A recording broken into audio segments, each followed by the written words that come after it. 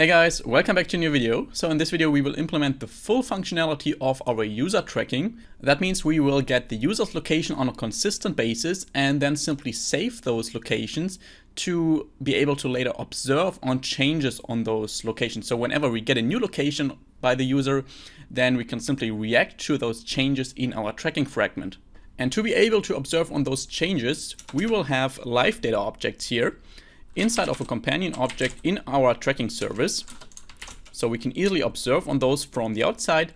First of all, I want to have a live data object with our current tracking state. So just a Boolean if we are currently tracking the user's location or not.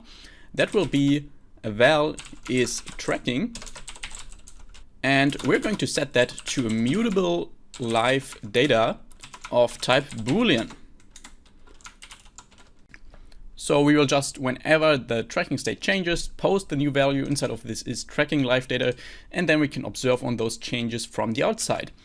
And we will also have another live data here for this video, which is a little more complex than this Boolean live data, because this live data I want to create here will hold all the tracked locations from a specific run. And the intuitive answer here is to just save that as live data of list of coordinates. So we just have a list of several coordinates, and then we will simply draw a line later on after those coordinates inside of that list. But this intuitive answer won't help us much here because it will produce a bug later on if we implement it like that. And why that happens, or why that is not enough, I want to show you in my emulator in the actual final app. Here you can see I can simulate a route that the emulator will run. Let's click on play route and start a new run. Then you can see that the tracking starts, it's working perfectly fine, and a single line here consists of several coordinates. So that is basically just a list of coordinates, and that is pretty clear, I guess. But if we now click on stop, then the emulator is still continuing on that route, but we don't track right now. Because if we now click on start again, so we continue that route, then of course a new line needs to start, and it shouldn't connect this line with the new line. Instead, during that time, inside of this window where we didn't track, we also don't have any coordinates, and we don't want to display them in our map. Because let's say the user ran, and then he stopped the service, then he walked a little bit, and then he clicked on start again, so he wants to continue running. In that case, we of course don't want to connect the old run with the new run. So in the end, we can say that each single line we have here is a list of coordinates. But since we have several of those lines, that live data that we want to create now must be a live data of lists of coordinates. So we have a list of several lists that hold coordinates. And that sounds pretty complex right now. Let's actually stop that tracking here. And it will actually get clear when we implement that. So let's actually implement that. That will be a val called path points. So just the points on our run path. And that will be a mutable live data of type mutable list of type mutable list of type lat long. If you don't know what lat long is, that is just the coordinate format of maps. Since the Earth is not flat and rectangular, well, who knows, but we cannot simply have an X and Y coordinate format for describing coordinates on the Earth, and that's why we have that special lat long coordinates format here. So again, because this is really a complex type here, first of all, we have our mutable live data. That just allows us to observe on changes of this type later on. So whenever we get a new coordinate inside of our polyline list, then we can observe on that change. We can see that there is actually a change in our tracking fragment and draw the actual line on our map view. Then we have that mutable list of lat long.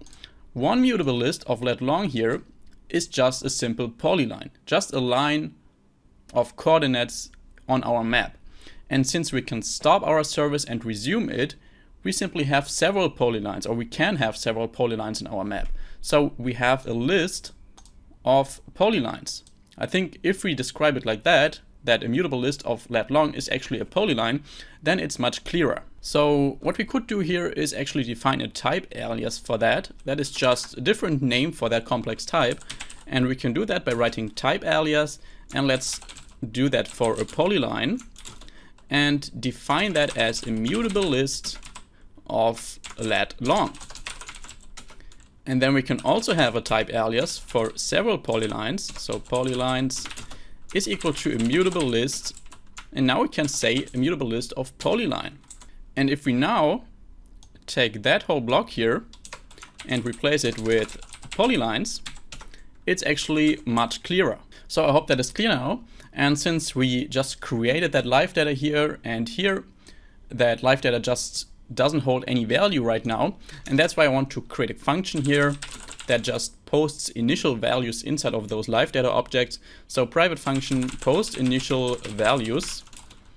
And inside of this function, we just want to use our isTracking live data and call post value. And initially we are not tracking, so we post the value false. And we want to use our path points live data and post the value mutable list of. So just an empty list because we don't have any coordinates in the beginning.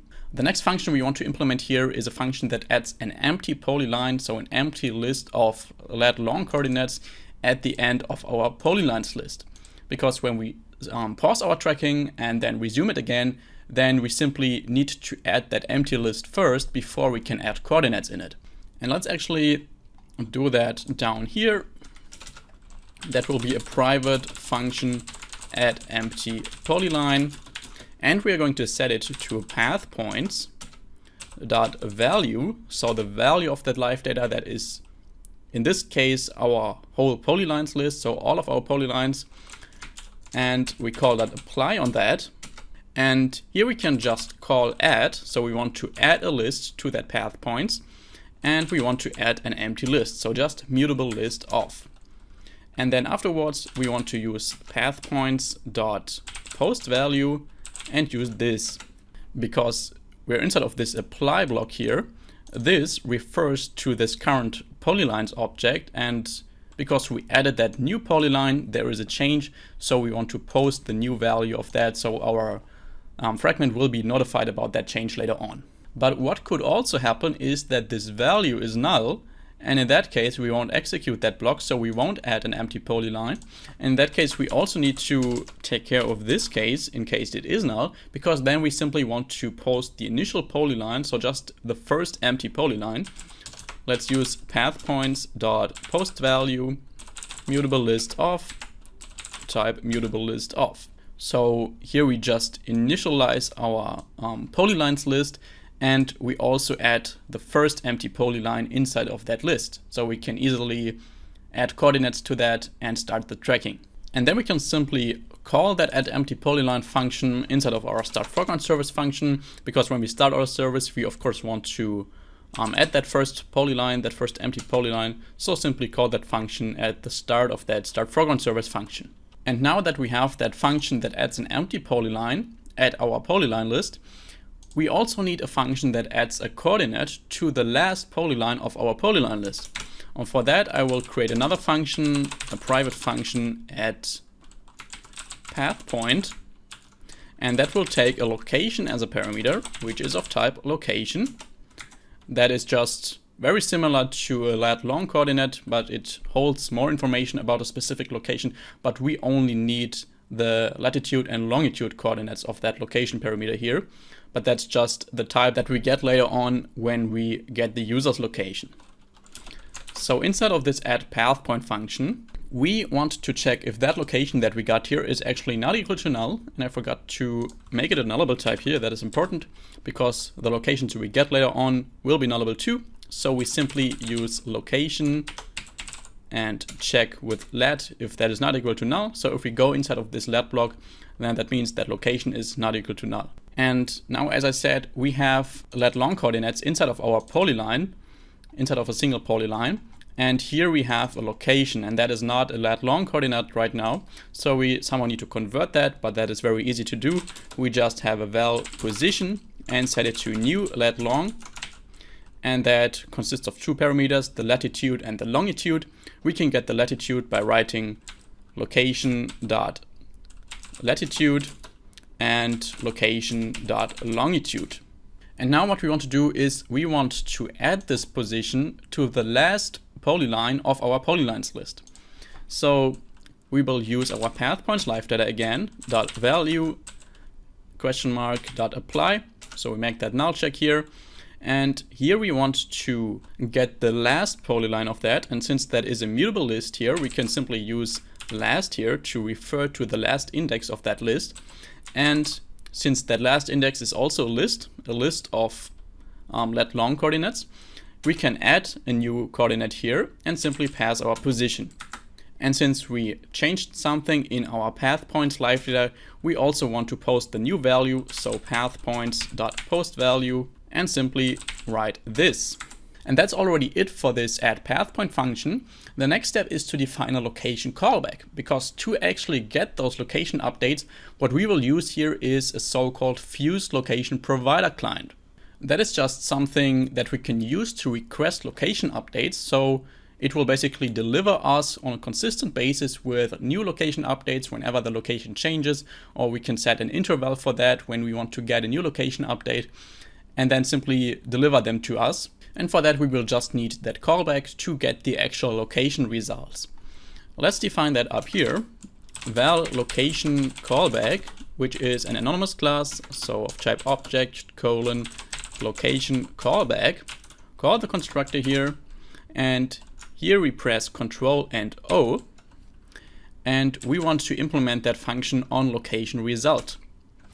Then we want to rename that P0 parameter here, pressing Shift and F6 to result, because that's a little bit more clear, of course. And in here we want to check if isTracking.value, and also assume that this is not equal to null, because at this point there's no way this can be null. So this line just means we want to check if we are currently tracking, because only then we want to add coordinates, of course. And then use that result parameter here, so the location result, to make a null check here, and use locations, because that will hold the locations of that result, which will usually only hold a single location, but that is still a list. So we want to make a null check here again, in case those locations are null. If they are not null, let's actually call that locations. If they are not null, we just want to loop over them. So for each location in locations, and simply call our function at path point and pass that location. So all that callback does now is whenever we retrieve a new location which is saved in that result variable, we just add that location to the end of our last polyline. And now the last real function we need to do for this video is a function that will update our location tracking. So whenever that isTracking value here inside of our live data changes, we also want to update the location tracking, because if it changes from false to true, so if we want to start the location tracking, we need to explicitly request those location updates. And if it switches from true to false, so if we stop the location tracking, we don't want those updates anymore. And for that, I will define a function. That will be a private function update location tracking, which will take the isTracking parameter as a boolean in the parameter list here. And inside of this function, we want to check if we are currently tracking. So if isTracking is equal to true. If it is, we also want to check if we actually have the location permissions. So if we are allowed to track. So let's make another if check here. If tracking utility, that's why we have that function, dot has location permissions, and context is just this here, since we're inside of a service class, that is no problem. So if we have the location permissions, then we want to request location updates. And for that, we need a location request, which will just hold some parameters regarding our location updates. I will call this val request, and that will be a location request dot apply. And here we can make some changes on that location request. First of all, we want to set the interval of that location request. So how often will we actually get our location updates? And for that, I want to set a constant in our constants file. And now we kind of have to set the average interval at which we will get location updates. That's not super accurate, but let's set that by writing a const val location update interval, and I will set that to 5,000 milliseconds. So every 5 seconds we will get a location update. But what this location request also takes is the fastest update interval. So the interval, which is basically the lowest interval possible. So we will never actually get more updates than this fastest location interval. Let's call this fastest location interval, and I'll set that to 2000 milliseconds, so to 2 seconds. So it will never happen, for example, that we get location updates each second. At minimum, we will have that 2 seconds interval, which is just to save memory resources. But as I said, that really differs. It could be that we receive a location update after 3 seconds, after 6 seconds, and that is just a value that is approximately to the interval that we set here. Then we can go back to our tracking service and assign the interval here to location update interval. Then we want to assign the fastest interval to fastest location interval. And what is also very important here is the priority, which we will set to priority high accuracy. Import that here, which just means we want to get accurate location results here. And as I said, to actually be able to request those location updates, we need a so-called fused location provider client. Let's actually scroll up and create it up here, which is a late init var fused location provider client. And inside of our onCreate function from our service, we want to initialize that fused location provider client. So let's override onCreate here and set that fused location provider client to a new fused location provider client, which takes the context. So we just pass this here. And then we can scroll down again to our update location tracking function. And after that apply block, we want to use that fused location provider client and call .request location updates. And that now takes our location request as a parameter. So we just pass that request here. It will take the callback we defined down there, so our location callback, and we need to pass the looper, which is just looper.getMainLooper. And as you can see, it throws us an error here because it wants a permission check by us, but we actually did that permission check here. But since we do it with that easy permissions library, it doesn't recognize that. So let's click on that, press Alt plus Enter, and suppress this warning with this suppress lint annotation here. And then this error will go away. And now in case that isTracking variable is false, so we stop the tracking, then we want to remove those location updates again. So let's add an else block here and simply use our fused location provider client .remove location updates. And you can see we simply need to pass the location callback here. So let's do that, and that is everything we need to do. And now we only need to scroll up to our onCreate function here. First of all, we want to call that post_initial_values function here before we forget that. And at the end of onCreate, we want to use our isTrackingLifeData and call that observe on that, pass this as a lifecycle owner, and that is only possible because we declared that service as a lifecycle service. Otherwise, we couldn't pass a service as a lifecycle owner. And as a second parameter, we will pass an observer here. And here we just get updates whenever our isTracking state changes. And whenever that changes, we want to call our update location tracking function and simply pass it here. And when we start our service now, then the only thing we need to do is to post the value true in our isTrackingLifeData. So that observe block here will actually be called with the value true as a Boolean. Then we will call update location tracking with true. And then we will simply request those location updates. So let's scroll down to our start program service function, and here we just want to call isTracking.post value true. And to test that functionality, I just want to scroll up to our location callback, our onLocationResult function, because that's the function where we get a new location. And here I just want to add a log statement with timber.d new location, and simply pass our location.latitude first, latitude, and then location.longitude. longitude. And if we now run our app and take a look in our emulator, then you can see that emulator menu here, or the options for that emulator on those three little dots here. Let's click on those. And then you can see we have a location tab. And inside of this location tab, we have a routes tab. And inside of this routes tab, we can now set up our custom routes that the emulator will simulate. So if we want to do that, we need to go into this text field here and type the destination where we want to simulate that route to. So in my case, I will just choose Hamburg here in Germany, choose that one. And now you can see we can start that route. Let's click on that icon. And now we have to set up the start point. And in my case, that is my hometown, Hanover. Choose that one. And if we now click on Save Route, then we can give it a name. I will just click on Save here. You can see that route is saved in our Saved Routes tab here. And now we can choose a playback speed, so how fast that emulator will simulate that route. I will choose 4 times here and click on Play Route. And now if we zoom in, you can see that the precision is actually walking that route or driving that route or whatever.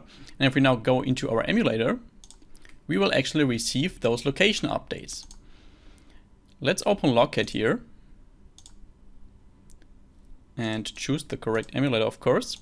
Open the emulator here, click on the floating action button. And if we now click on Start, the tracking will start, and you can see we receive location updates with the latitude and the longitude, exactly as we wanted. So everything is working perfectly fine. I hope this video was helpful for you, even though this was very long, but I just wanted to set up that whole location stuff in a single video because that kind of belongs together, and I just wanted to have that in a single part. And yeah, if this video helped you, please leave a like and subscribe to my channel if you haven't already. Have a nice day. See you in the next video. Bye bye.